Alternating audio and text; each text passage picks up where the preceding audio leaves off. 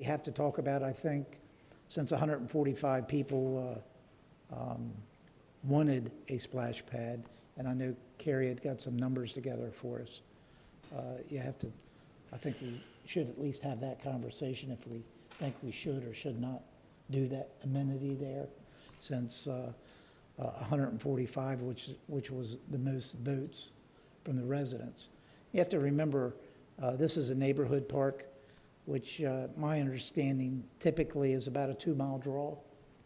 So I know Councilmember Williams had mentioned, that we represent 180,000 people.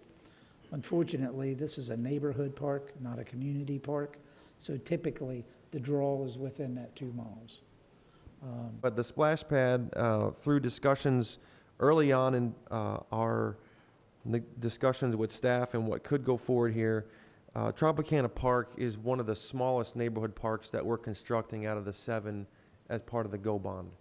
To put an amenity like a splash pad, which would basically draw the entire community into the smallest neighborhood park in the system, is just not the appropriate place. For any of those Cape Christian has a splash pad, and if you've ever been there, it draws people from all over the place. And so to try and put that same type of amenity in the smallest park in the system was just felt by parks there would just never be enough parking, and it would just be something that wasn't a good idea or a good fit for this park.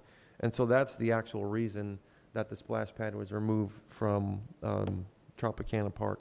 So the splash pad at Tropicana Park had to be removed from the plan because it would draw in too many residents from outside of the immediate neighborhood area. And Tropicana Park is the smallest of all of the 7 neighborhood parks, and it couldn't handle that in the parking lot.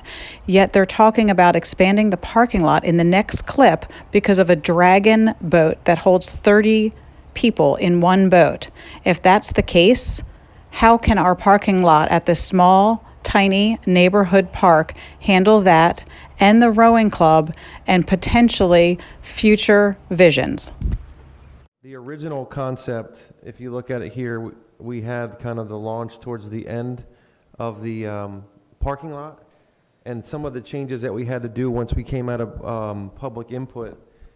There's another boating group that hasn't been represented or hasn't felt the need to have to come to any of these discussions. There are dragon boat paddlers that regularly use the Northwest Spreader.